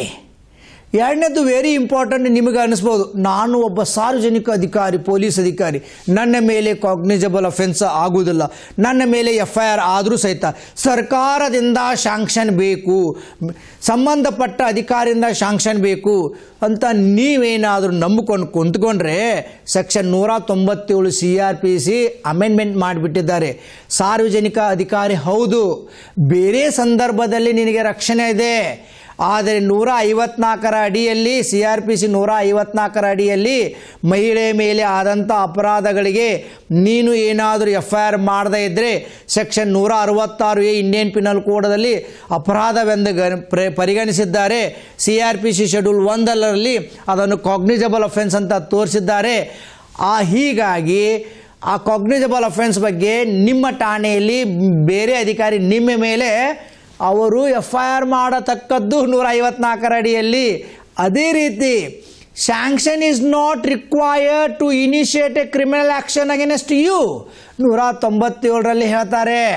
197 ಅಂಥ ಠಾಣಾಧಿಕಾರಿ ಮೇಲೆ FIR ಮಾಡಿ, ಇನ್ವೆಸ್ಟಿಗೇಷನ್ ಮಾಡಿ, ಚಾರ್ಜ್ ಶೀಟ್ ಹಾಕ್ರಿ. ಅವ ಸಾರ್ವಜನಿಕ ಅಧಿಕಾರಿ ಇದ್ದರೆ 197 ರಕ್ಷಣೆ ಏನದಲ್ಲ ಸ್ಯಾಂಕ್ಷನು ಅವರಿಗೆ ಅನ್ವಯಿಸುವುದಿಲ್ಲ. ಹೀಗಾಗಿ 154 ಅಡಿಯಲ್ಲಿ ಮಹಿಳೆಯರ ಮೇಲೆ ಏನಾದರೂ ಮಾನಭಂಗ ಆದಂಥ ಪ್ರಕರಣಗಳಲ್ಲಿ, ಅಸಿಡ್ ಎರಜಿದಂಥ ಪ್ರಕರಣದಲ್ಲಿ, ಅತ್ಯಾಚಾರದಂಥ ಪ್ರಕರಣದಲ್ಲಿ ಕಡ್ಡಾಯವಾಗಿ FIR ಮಾಡಿ ಇನ್ವೆಸ್ಟಿಗೇಷನ್ ಮಾಡಿ. ಇಲ್ಲ ಒಂದಲ್ಲಿ ನೀವೇ ಅದಕ್ಕೆ ಸಂಪೂರ್ಣ ಜವಾಬ್ದಾರಾಗುತ್ತೀರಿ. ನೀವು ಕಾನೂನಿನ ಅಡಿಯಲ್ಲಿ ರಕ್ಷಣೆ ನಿಮಗೆ ಸಿಗಲಾರದು. ಈಗ CRPC 157 ತಿದ್ದುಪಡಿಯಾಗಿದೆ ಮಹಿಳೆಯ ಹೇಳಿಕೆಯನ್ನು ಪಡೆದುಕೊಳ್ಳುವ ಬಗ್ಗೆ. ಸೊ ದೂರು ಬೇರೆದವರು ಸಲ್ಲಿಸಿರ್ತಾರೆ. ಮಹಿಳೆ ಮೇಲೆ ಆದಂಥ ಪ್ರಕರಣಗಳಲ್ಲಿ ದೂರನ್ನು ತಂದೆ ಕೊಟ್ಟಿರ್ಬೋದು, ತಾಯಿ ಕೊಟ್ಟಿರ್ಬೋದು, ಸಹೋದರ ಕೊಟ್ಟಿರ್ಬೋದು, ಅಥವಾ ಯಾವುದೇ ಮೂಲದಿಂದ ನೀವು ದೂರನ್ನು ದಾಖಲು ಮಾಡಿಕೊಂಡಿರ್ಬೋದು. ಆದರೆ ಅವರ ಹೇಳಿಕೆಯನ್ನು ಪಡೆದುಕೊಳ್ಳುವುದು ಅತ್ಯವಶ್ಯಕವಾಗಿರುತ್ತೆ. ಸೊ 157 ಹೇಳ್ತಾರೆ ಸ್ಪಷ್ಟವಾಗಿ, ಆ ನೊಂದ ವ್ಯಕ್ತಿಯ ಹೇಳಿಕೆಯನ್ನು ನೀವು ಕಡ್ಡಾಯವಾಗಿ ಅವರು ಇರುವಂಥ ಸ್ಥಳಕ್ಕೆ ಹೋಗಬೇಕು ಅಥವಾ ಅವರು ಹೇಳಿದಂಥ ಸ್ಥಳಕ್ಕೆ ಹೋಗಬೇಕು. ಒಂದನೇದ್ದು, ಅಲ್ಲಿ ಹೋದ ನಂತರ ಅವರ ಹೇಳಿಕೆಯನ್ನು ಕಡ್ಡಾಯವಾಗಿ ಮಹಿಳಾ ಪೊಲೀಸ್ ಅಧಿಕಾರಿ ದಾಖಲು ಮಾಡಿಕೊಳ್ಳತಕ್ಕದ್ದು. ಆ ಹೇಳಿಕೆಯನ್ನು ದಾಖಲು ಮಾಡಿಕೊಳ್ಳುವಾಗ ಇಲ್ಲಿ ಸ್ಪಷ್ಟವಾಗಿದೆ. 154 ನಾನು ಹೇಳಿದೆ, ಫಿಸಿಕಲಿ ಮೆಂಟಲಿ ಡಿಸೇಬಲ್ ಅವರಿದ್ದಾಗ ನೀವು ತಂದೆ ತಾಯಿ ಗಾರ್ಡಿಯನ್ ಇರಬಹುದು ಅಂತೇಳಿ. ಬಟ್ 157 ನೋಡಿ, ಒಬ್ಬ ಮಹಿಳೆ ಮೇಲೆ ಅತ್ಯಾಚಾರವಾದಂತಹ ಪ್ರಕರಣಗಳಲ್ಲಿ, ಯಾವ ಪ್ರಕರಣಗಳಲ್ಲಿ? ಅತ್ಯಾಚಾರವಾದಂಥ ಪ್ರಕರಣಗಳಲ್ಲಿ ಆ ಮಹಿಳೆ ಆ ಬಗ್ಗೆ ದೂರನ್ನು ಬೇರೆ ಯಾರೋ ಸಲ್ಲಿಸಿದ್ದಾರೆ, ಆದರೆ ಅವರ ಹೇಳಿಕೆಯನ್ನು ನೀವು ಪಡೆದುಕೊಳ್ಳಬೇಕಾಗಿದೆ. ಸೊ ಅಂಥ ಸಂದರ್ಭದಲ್ಲಿ ಆ ಮಹಿಳೆ ಯಾವ ಮನೆಯಲ್ಲಿದ್ದಾಳೆ, ಯಾವ ಸ್ಥಳದಲ್ಲಿದ್ದಾಳೆ, ಅಥವಾ ಅವಳು ಯಾವ ಸ್ಥಳದಲ್ಲಿ ಹೇಳಿಕೆ ಕೊಡಲು ಇಚ್ಛಿಸುತ್ತಾಳೆ, ನೀವು ಅದೇ ಸ್ಥಳಕ್ಕೆ ಹೋಗಿ ಅವಳ ಹೇಳಿಕೆಯನ್ನು ಪಡೆದುಕೊಳ್ಬೇಕು ಪೊಲೀಸ್ ಅಧಿಕಾರಿಯು. ಆ ನಂತರ ಆ ಹೇಳಿಕೆಯನ್ನು ಪಡೆದುಕೊಳ್ಳುವಾಗ ಆ ಮಹಿಳೆಯ ತಂದೆ ತಾಯಿ ಇರ್ಬೋದು, ಅಥವಾ ಅವಳ ಗಾರ್ಡಿಯನ್ಸ್ ಇರ್ಬೋದು, ಅಥವಾ ಅವಳ ಸಂಬಂಧಿಕರು ಇರ್ಬೋದು. ಇವ್ರ್ಯಾರು ಇಲ್ಲ ಅಂತಂದರೆ ಸೋಷಲ್ ವರ್ಕರ್ ಅಂತ ಅದಾರ, ಸಮಾಜ ಸೇವಕರು, ಮಹಿಳೆಯರು, ಅವ್ರ ಸಮಕ್ಷಮದಲ್ಲಿ ಆ ಮಹಿಳೆಯ ರೇಪ್ ಆದಂಥ, ಅತ್ಯಾಚಾರಕ್ಕೆ ಒಳಪಟ್ಟಂತಹ ಮಹಿಳೆಯ ಹೇಳಿಕೆಯನ್ನು ನೀವು ಪಡೆದುಕೊಳ್ಬೇಕು ಅಂತ 157ರಲ್ಲಿ ತಿದ್ದುಪಡಿಯಾಗಿದೆ. ಸಂಕ್ಷಿಪ್ತವಾಗಿ ಹೇಳೋದೇನೆಂದರೆ, ಒಬ್ಬ ಮಹಿಳೆ ಮೇಲೆ ಅತ್ಯಾಚಾರವಾಗಿದೆ, ಆ ಬಗ್ಗೆ ನಿಮಗೆ ದೂರು ಯಾರೋ ಕೊಟ್ಟಿದ್ದಾರೆ, ಆ ಮಹಿಳೆ ಹೇಳಿಕೆಗೆ ನೀವು ಪಡೆದುಕೊಳ್ಬೇಕಾಗಿದೆ. ಆ ಮಹಿಳೆ ಎಲ್ಲಿದ್ದಾಳೆ ಆ ಸ್ಥಳಕ್ಕೆ ಹೋಗಬೇಕು. ಹೇಳಿಕೆಯನ್ನು ಪಡೆದುಕೊಳ್ಳುವಾಗ ಅವಳ ತಂದೆ ತಾಯಿ ಇರ್ಬೋದು, ಅವಳ ಸಹೋದರ ಇರ್ಬೋದು, ಅವಳ ಸಂಬಂಧಿಕರು ಇರ್ಬೋದು. ಇವ್ರ್ಯಾರು ಇಲ್ಲ ಅಂದರೆ ಆ ಏರಿಯಾದಲ್ಲಿ, ಆ ಹೆಣ್ಣು ಮಗಳ ಸ್ಥಳದಲ್ಲಿ ಅಕ್ಕಪಕ್ಕದ ಒಬ್ಬ ಸಾಮಾಜಿಕ ಸೇವಾಕರ್ತರ ಸಮಕ್ಷಮ ಹೇಳಿಕೆಯನ್ನು ಪಡೆದುಕೊಳ್ಳತಕ್ಕದ್ದು ಅಂತ ಹೇಳಲಾಗಿದೆ. ಸೊ ಈಗ ನೀವು ಆ ಮಹಿಳೆಯನ್ನು ಹೇಳಿಕೆಯನ್ನು ಪಡೆದುಕೊಂಡ್ರಿ. ಸೊ ಮಹಿಳೆ ಹೇಳಿಕೆಯನ್ನು ಕೊಡುವಾಗ ವ್ಯತ್ಯಾಸವಾಗಿರುತ್ತೆ. ಮಹಿಳೆ ಹೇಳಿಕೆಯನ್ನು ಪಡ್ಕೊಳ್ಳುವಾಗ ಏನಾದರೂ ಬಿಟ್ಟು ಹೋಗಿರುತ್ತೆ. ನೀವು ಆ ಹೇಳಿಕೆಯನ್ನು ಪಡ್ಕೋಬೇಕಂದ್ರೆ ನೀವು ಮಹಿಳೆಗೆ ನೋಟಿಸ್ ಕೊಟ್ಟು ನಿಮ್ಮ ಠಾಣೆಗೆ ಕರೆಸಿಕೊಳ್ಳಲು ಬರುವುದಿಲ್ಲ. ಸೆಕ್ಷನ್ 160 CRPCಯಲ್ಲಿ ನಿಮಗೊಂದು ಅಧಿಕಾರ ಇದೆ. ಯಾವ ವ್ಯಕ್ತಿಗೆ ಆ ಪ್ರಕರಣದ ಬಗ್ಗೆ ಮಾಹಿತಿ ಇರುತ್ತೆ, ಅವ ಇನ್ಫಾರ್ಮೆಂಟ್ ಇರ್ಬೋದು, ಐ ವಿಟ್ನೆಸ್ ಇರ್ಬೋದು, who is acquainted with the facts and circumstances, you can summon that person to the police station, but you should not summon the victim of rape. ಅವರನ್ನು ಕರೀಲಿಕ್ಕೆ ಬರೋಂಗಿಲ್ಲ. ಯಾರ್ಯಾರನ್ನ ಕರೀಲಿಕ್ಕೆ ಬರೋಂಗಿಲ್ಲ ಅನ್ನೋದು ಸ್ಪಷ್ಟವಾಗಿ ಹೇಳ್ತೇನೆ. ಒಂದು ಪ್ರಕರಣದಲ್ಲಿ 15 ವರ್ಷಕ್ಕಿಂತ ಕಡಿಮೆ ಇರುವಂತಹ ಸಾಕ್ಷ್ಯಾಧಾರರನ್ನು, 65 ವರ್ಷಕ್ಕಿಂತ ಮೇಲ್ಪಟ್ಟ ಸಾಕ್ಷ್ಯಾಧಾರರನ್ನು, ಮಹಿಳೆಯನ್ನು, ಮಾನಸಿಕವಾಗಿ ದೈಹಿಕವಾಗಿ ದೌರ್ಬಲ್ಯ ಇರುವಂತಹ ವ್ಯಕ್ತಿಗಳನ್ನು ನೀವು ವಿಚಾರಣೆಗೆ ಪೊಲೀಸ್ ಠಾಣೆಗೆ ಕರೆಸಿಕೊಳ್ಳಲು ಬರುವುದಿಲ್ಲ. ನೀವು ಅವರ ಇದ್ದ ಸ್ಥಳಕ್ಕೆ ಹೋಗಿ ಹೇಳಿಕೆಯನ್ನು ಪಡೆದುಕೊಳ್ಳಬೇಕು. ನೀವು ಏನಾದರೂ ಅವರನ್ನು ಠಾಣೆಗೆ ಬರಲು ನೀವು ನೋಟಿಸ್ ಕೊಟ್ಟರೆ ಅದು ಸಹಿತ 166A ಕ್ಯಾಪಿಟಲ್ ಎದಲ್ಲಿ ABC ಅಂತ ಏನದಲ್ಲ ಅದರ ಅಡಿಯಲ್ಲಿ ಅಪರಾಧವಾಗುತ್ತೆ. ಹೀಗಾಗಿ ನೀವೇ ನೊಂದ ವ್ಯಕ್ತಿಯ ಸ್ಥಳಕ್ಕೆ ಹೋಗಬೇಕು. ಅವರು ದೂರುದಾರ ಇರ್ಬೋದು, ಸಾಕ್ಷಿದಾರ ಇರ್ಬೋದು. ಹೋಗಿ ನೀವು ಆ ಮಹಿಳೆ ಎಲ್ಲಿರ್ತಾಳೆ ಅಲ್ಲೇ ಹೋಗಿ ಹೇಳಿಕೆಗಳನ್ನು ಪಡೆದುಕೊಂಡು ಬರತಕ್ಕದ್ದು. ಈ ಬಗ್ಗೆ ಸ್ಪಷ್ಟವಾಗಿ ಸರ್ವೋಚ್ಚ ನ್ಯಾಯಾಲಯದವರು ಹೇಳಿದ್ದಾರೆ. ನಂದಿನಿ ಸತ್ಪತಿ ವರ್ಸಸ್ PL ದಾನಿ ಕೇಸು 1978ನೇ ಇಸ್ವಿಯಾಗ ಹೇಳಿಬಿಟ್ಟಿದ್ದಾರೆ. ಒಬ್ಬ ಮಹಿಳೆಯನ್ನು ಠಾಣೆಗೆ ವಿಚಾರಣೆಗೆ ಕರೆಸತಕ್ಕದ್ದಲ್ಲ, ಅವರು ಎಲ್ಲಿದ್ದಾರೆ ಅಲ್ಲೇ ಹೋಗಿ ನೀವು ಹೇಳಿಕೆಯನ್ನು ಪಡೆದುಕೊಳ್ಳತಕ್ಕದ್ದು. ಇತ್ತಿತ್ತಲಾಗಿ ಮತ್ತೊಂದು ತಿದ್ದುಪಡಿ ಆಯಿತು. ನೀವು ಯಾವುದೇ ಮಹಿಳೆಯ ಹೇಳಿಕೆಯನ್ನು ಪಡೆದುಕೊಳ್ಳುವಾಗ ಅದನ್ನು ನೀವು ವಿಡಿಯೋ ಮಾಡಿಕೊಳ್ಳಲಿಕ್ಕೆ ನಿಮಗೆ ಒಂದು ಅವಕಾಶವುಂಟು. ಆಡಿಯೋ ವಿಡಿಯೋ ಮಾಡಿಕೊಳ್ಳುವಂಥ ಒಂದು ಅವಕಾಶವನ್ನು ಇಡಲಾಗಿದೆ. ಹಾಗಾದಲ್ಲಿ ನೀವು ಒಬ್ಬ ಮಹಿಳೆಯನ್ನು ವಿಚಾರಣೆಗೆ ಹೋಗಿದ್ದೀರಿ, ತನಿಖೆ ಮಾಡ್ತಾ ಇದ್ದೀರಿ, ನೀವು ಅವರನ್ನು ವಿಚಾರಣೆ ಮಾಡ್ತಾ ಇದ್ದೀರಿ. ಅವರು ಒಂದು ವೇಳೆ ಪ್ರತಿಯೊಂದು ಪ್ರಶ್ನೆಗಳಿಗೆ ಅವರು ಸತ್ಯವಾದ ಉತ್ತರವನ್ನು ಕೊಡಬೇಕು, ಸುಳ್ಳು ಹೇಳತಕ್ಕದ್ದಲ್ಲ. ಇಂಥ ಸಂದರ್ಭದಲ್ಲಿ ನೀವು ಅವರನ್ನು ಒತ್ತಾಯಪಡಿಸಲಿಕ್ಕೆ ನಿಮಗೆ ಅಧಿಕಾರ ಇದೆ. ಒಂದು ಅಪರಾಧ ಆಗಿದೆ, ಒಬ್ಬ ಮಹಿಳೆ ಇದ್ದಾಳೆ, ಇನ್ಫಾರ್ಮೆಂಟ್ ಇರ್ಬೋದು, ವಿಕ್ಟಿಮ್ ಇರ್ಬೋದು. ನೀವು ಸ್ಟೇಟ್ಮೆಂಟ್ ತೊಗೊಳಕ್ಕೆ ಅವರಿದ್ದಲ್ಲಿ ಹೋಗಿದ್ದೀರಿ, ಪ್ರಶ್ನೆಗಳನ್ನು ಕೇಳಿದಾಗ ಅವರಿಗೆ ರೈಟ್ ಟು ಸೈಲೆನ್ಸ್ ಇಲ್ಲ. ರೈಟ್ ಟು ಸೈಲೆನ್ಸ್ ಅನ್ನೋದಿಲ್ಲ.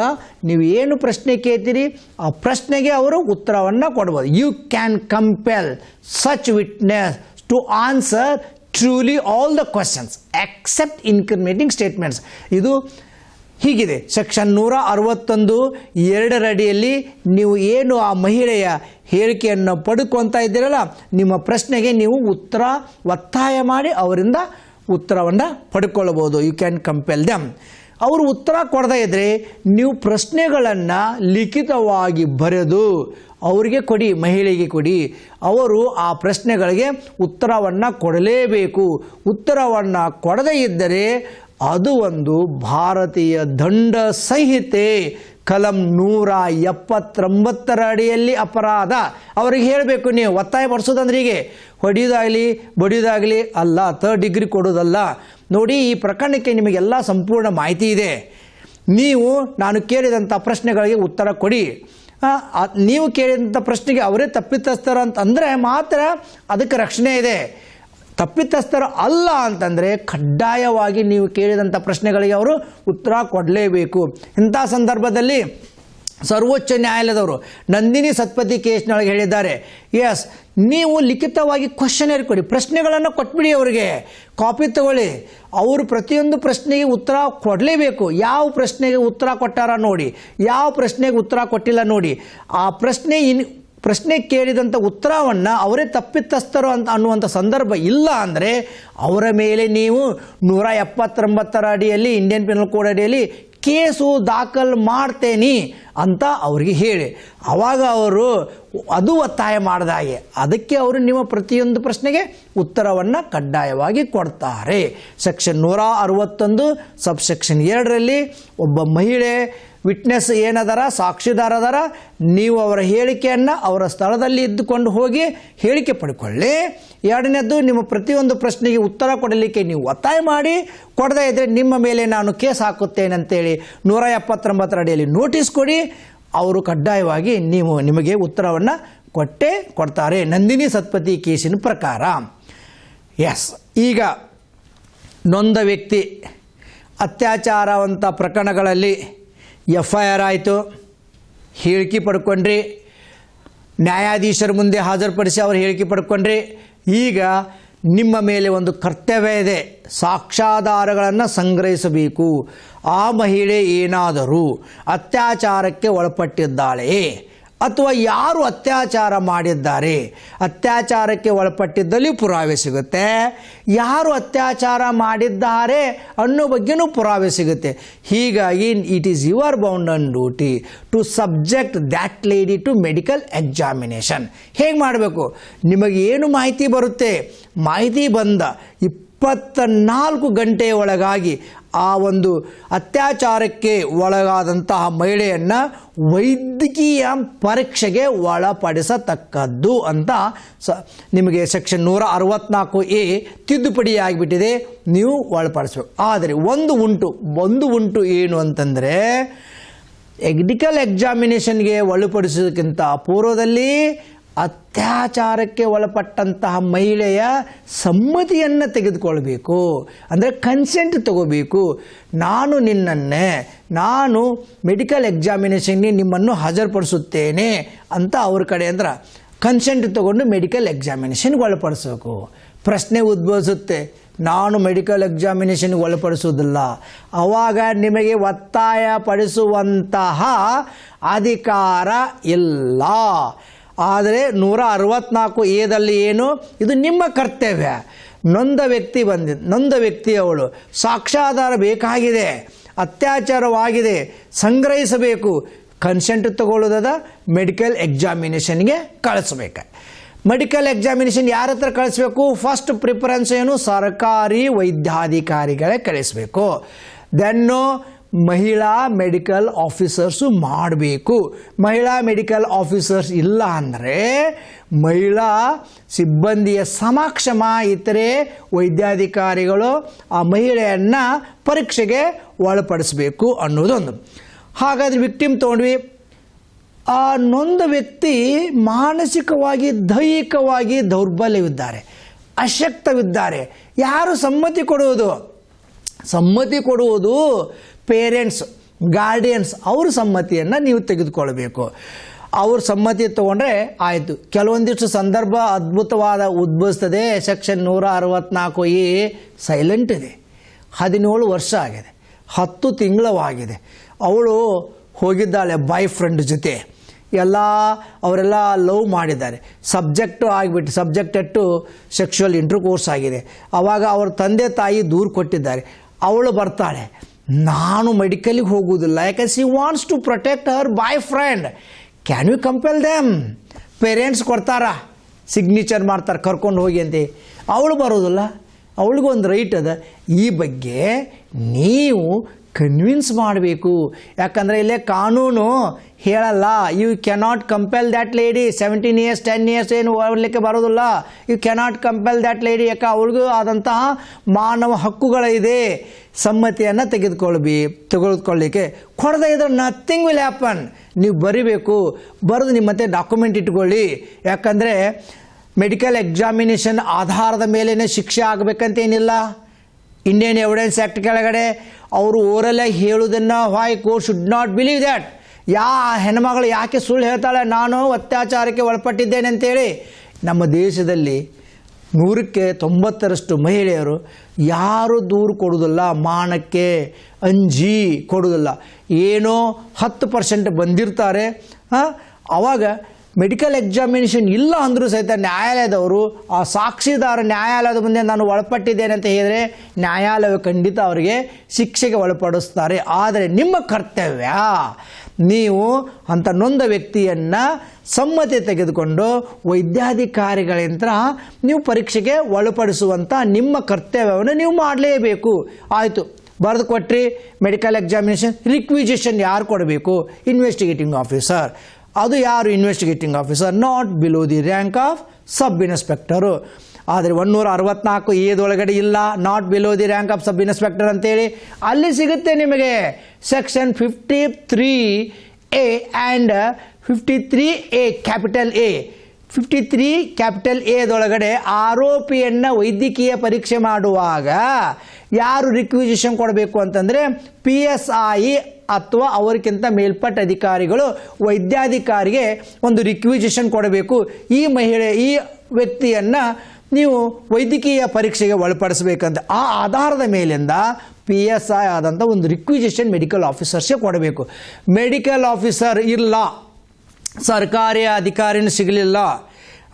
ಬಟ್ ಖಾಸಗಿ ವ್ಯಕ್ತಿ ಅದಲ್ಲ, ರಿಜಿಸ್ಟರ್ಡ್ ಮೆಡಿಕಲ್ ಪ್ರಾಕ್ಟೀಸ್ನರ್ಸ್ ಅಂತ ಏನದಾರಲ್ಲ ಅವ್ರ ಕಡೆನೂ ನೀವು ಮಾಡಿಸ್ಬೋದು. 16 ಕಿಲೋಮೀಟರ್ ಅಂತರದಲ್ಲಿ ಇರಲಿ, ಆ ಅಂತರದಲ್ಲಿ ಯಾರೂ ಸರ್ಕಾರಿ ವೈದ್ಯರಿಲ್ಲ, 24 ತಾಸು ಆಗ್ತಾ ಇದೆ. ಸೊ ಮೆಡಿಕಲ್ ಪ್ರೈವೇಟ್ ಪ್ರಾಕ್ಟೀಸ್ನರ್ಸ್ ಇದ್ದಾರೆ, ಅವರಿಗೆ ಒಂದು ರಿಕ್ವಿಸಿಷನ್ ಕೊಡಿ. They should not refuse. ಅವರು ರೆಫ್ಯೂಸ್ ಮಾಡಲಿಕ್ಕೆ ಬರೋಂಗಿಲ್ಲ. ಅವರು ಕಡ್ಡಾಯವಾಗಿ ನಿಮ್ಮ ರಿಕ್ವಿಸಿಷನ್ ಆಧಾರದ ಮೇಲೆ ಆ ಮಹಿಳೆಯನ್ನು ಪರೀಕ್ಷೆಗೆ ಒಳಪಡಿಸಿ ಒಂದು ಮಾಹಿತಿಯನ್ನು, ಒಂದು ವರದಿಯನ್ನು ನಿಮಗೆ ಕೊಡಲೇಬೇಕು. ಅವರು ಏನಾದರೂ ತಿರಸ್ಕರಿಸಿದರೆ ಇದು ಸರ್ಕಾರಿ ಕೇಸು, ಪೊಲೀಸ್ ಕೇಸು, ನಾನು ಈ ಮಹಿಳೆಯನ್ನು ನಾನು ಪರೀಕ್ಷೆ ಮಾಡೋದಿಲ್ಲ ಅಂತಂದರೆ ನೀವು 166B ಅಡಿಯಲ್ಲಿ ಅವರ ಮೇಲೆ ಕೇಸು ದಾಖಲು ಮಾಡಲಿಕ್ಕೆ ನಿಮಗೆ ಒಂದು ಅಧಿಕಾರದ. ಮ್ಯಾಜಿಸ್ಟ್ರೇಟಿಗೆ ಒಂದು ದೂರು ಕೊಟ್ಬಿಟ್ರೆ ಸಾಕು, ಮ್ಯಾಜಿಸ್ಟ್ರೇಟ್ ಅವ್ರ ಮೇಲೆ ಕ್ರಮ ಕೈಗೊಂತಾರೆ. ಅದನ್ನು ಹೇಳಬೇಕು, ಡಾಕ್ಟ್ರೇ 166B ಕೆಳಗಡೆ ನಿಮ್ಮ ಮೇಲೆ ಕೇಸ್ ಹಾಕ್ತೇವೆ ನೋಡಿ ಅಂತ ಹೇಳಿದರೆ ಪ್ರತಿಯೊಬ್ಬ ವೈದ್ಯಾಧಿಕಾರಿ ಆ ಮಹಿಳೆಯರನ್ನು ಪರೀಕ್ಷೆ ಮಾಡಿ ಒಂದು ವರದಿ ಕೊಡ್ತಾರೆ. ಹಾಗಾದರೆ ಹೇಗೆ, ಯಾವ ರೀತಿ ಪರೀಕ್ಷೆ ಮಾಡಬೇಕು? ನೊಂದ ವ್ಯಕ್ತಿ ಪರೀಕ್ಷೆ ಮಾಡೋಕೆ ನೀವೊಂದು ಸೆಕ್ಷನ್ 164A ಅಡಿಯಲ್ಲಿ ನೋಡಿ, ಅವ್ರು DNA ಪರೀಕ್ಷೆ ಮಾಡಿ, ಸೆಮೆನ್ ಪರೀಕ್ಷೆ ಮಾಡಿ, ಹೇರ್ ಪರೀಕ್ಷೆ ಮಾಡಿ, ಪ್ಯೂಬಿಕ್ ಹೇರ್ ಪರೀಕ್ಷೆ ಮಾಡಿ, ನೇಲ್ ಫಿಂಗರ್ ಪರೀಕ್ಷೆ ಮಾಡಿಸಿ, ಯಾವ ರೀತಿ ನಿಮಗೆ ಪುರಾವೆ ಸಿಗುತ್ತೆ ಆ ಮಹಿಳೆಯಿಂದ ಅವೆಲ್ಲವನ್ನು ಪರೀಕ್ಷೆ ಮಾಡಿಸಬೇಕು. ಅವೆಲ್ಲ ಪರೀಕ್ಷೆ ಮಾಡಿ ಅವನ್ನೆಲ್ಲ ವೈದ್ಯರು ಸಂಗ್ರಹಿಸಿ ಏನು ಕೊಡ್ತಾರೆ, ಆರೋಪಿಯನ್ನು ಸಹಿತ ನಾವು ಏನು ವೈದ್ಯಕೀಯ ಒಳಪಡಿಸ್ತೇವೆ, ವೈದ್ಯರು ಎರಡನ್ನು ಕಂಪೇರ್ ಮಾಡ್ತಾರೆ. ಆ ವಿಕ್ಟಿಮ್ ಮೇಲೆ ಸಿಕ್ಕಂಥ ಸೆಮೆನ್ನು ಆ ಒಂದು ಆರೋಪಿಯಂದು ಮ್ಯಾಚ್ ಆಗುತ್ತೆ ಇಲ್ಲ. ಇನ್ನೂ ಒಂದದೇ, ನಿರ್ಭಯ ಕೇಸ್ನಲ್ಲಿ ನಾನು ನಿಮಗೆ ಹೇಳಲಿಕ್ಕೆ ಇಚ್ಛಪಡ್ತಾ ಇದ್ದೇನೆ. ನಿರ್ಭಯ ಕೇಸು ಗ್ಯಾಂಗ್ ರೇಪು. ನಿರ್ಭಯ ಕೇಸ್ನಾಗ ಮೆಡಿಕಲ್ ಎಕ್ಸಾಮಿನೇಷನ್ ಮಾಡಿದ್ರು, ಎಂತೆಂಥ ಅಪರಾಧ ಆಗಿದೆ. ನಿರ್ಭಯನ ಎಲ್ಲಿ ಬೇಕಾದಲ್ಲಿ ಕಚ್ಚಿದ್ರು, ಎದೆ ಮೇಲೆ ಕಚ್ಚಿದ್ರು, ಗಲ್ಲದ ಮೇಲೆ ಕಚ್ಚಿದ್ರು, ತೊಡಿ ಮೇಲೆ ಕಚ್ಚಿದ್ರು. ಮೆಡಿಕಲ್ ಎಕ್ಸಾಮಿನೇಷನ್ ಏನು, mark, teeth mark on the chest, teeth mark on the thigh, teeth mark on the stomach, ಎಲ್ಲೆಲ್ಲದ ಮಾರ್ಕ್ಗಳನ್ನು ತೊಗೊಂಡ್ರು. ಆರೋಪಿನೂ ತೊಗೊಂಡ್ರು, ಮ್ಯಾಚ್ ಆಯಿತು. ಇನ್ನೂ ರಾಡ್ ಹಾಕಿದ್ರು, ರಾಡು ಇವೆಲ್ಲ ಸಾಕಷ್ಟು 164 ಎ ಅಡಿಯಲ್ಲಿ ವೈದ್ಯಕೀಯ ಪರೀಕ್ಷೆಯನ್ನು ಮಾಡುವಾಗ ಪೊಲೀಸ್ ಅಧಿಕಾರಿ ಯಾವ ಸಾಕ್ಷ್ಯಾಧಾರಗಳನ್ನು ಸಂಗ್ರಹಿಸಬೇಕಂತ ತಿಳ್ಕೊಂಡು ಲಿಸ್ಟ್ ಮಾಡಿ ವೈದ್ಯರಿಗೆ ಕಳಿಸಿಕೊಡಬೇಕು. ವೈದ್ಯರಿಗೂ ಏನು, ನಮ್ಮ ತನಿಖಾಧಿಕಾರಿ ಬರೆದುಕೊಟ್ಟಂತಹ ಪುರಾವೆ ಸಂಗ್ರಹಿಸಲು ಬರೆದುಕೊಟ್ಟಂತಹ ಲಿಸ್ಟಿನಲ್ಲಿ ಇನ್ನೂ ಕಡಿಮೆ ಇದೆ ಅಂದರೆ ಅವರು ವಿವೇಚನೆಗೆ ಬಿಟ್ಟಿದೆ. ಇನ್ನೂ ಹೆಚ್ಚಿನ ಒಂದು ವೈದ್ಯಕೀಯ ಏನು ಸಂಗ್ರಹಿಸಬೇಕು ಸಾಕ್ಷ್ಯಾಧಾರಗಳನ್ನು ಆ ರೇಪ್ ಕೇಸ್ನಲ್ಲಿ ಪ್ರೂವ್ ಮಾಡಲಿಕ್ಕೆ ಅವರವುಗಳನ್ನೆಲ್ಲ ಸಂಗ್ರಹಿಸ್ತಾರೆ. ಸೆಕ್ಷನ್ 164 ಎದಲ್ಲಿ ತನಿಖಾಧಿಕಾರಿ ಮಾಡಬೇಕಾದಂತಹ ಕರ್ತವ್ಯ ಏನು, ಒಂದು ಅತ್ಯಾಚಾರಕ್ಕೆ ಒಳಗಾದಂತಹ ವ್ಯಕ್ತಿಯ ವೈದ್ಯಕೀಯ ಪರೀಕ್ಷೆಯನ್ನು ಕಡ್ಡಾಯವಾಗಿ ಮಾಡಿಸತಕ್ಕದ್ದು. ತಕ್ಷಣ ಮತ್ತು ಏನಂದರೆ ವೈದ್ಯಾಧಿಕಾರಿ ವಿಚಾರಣೆ ಮಾಡಿ ನಿಮಗೆ ಅದನ್ನು ಮಾಹಿತಿ ಕೊಡ್ತಾರೆ, ನೀವು ನೋಡ್ಕೋಬೇಕು. ತಕ್ಷಣ ನೀವು ಅದನ್ನು ವರದಿಯನ್ನು ನ್ಯಾಯಾಧೀಶರಿಗೆ ಕಳಿಸ್ಕೊಡ್ಬೇಕು. ನೀವು ವೈದ್ಯಕೀಯ ರಿಪೋರ್ಟು ನಮ್ಮ ಪರವಾಗಿ ಬರಲಿ, ಅಭಿಯೋಜನೆ ಪರವಾಗಿ ಬರಲಿ, ನಿಮ್ಮ ಪರವಾಗಿ ಬರಲಿ ಅಥವಾ ನಿಮ್ಮ ವಿರುದ್ಧ ಬರಲಿ, ಅದಕ್ಕೆ ಅಂಜುವಂಥ ಪ್ರಶ್ನೆ ಇಲ್ಲ. ಬಟ್ ಕಡ್ಡಾಯವಾಗಿ ವೈದ್ಯಕೀಯ ಪರೀಕ್ಷೆಯನ್ನು ಮಾಡಿಸತಕ್ಕದ್ದು.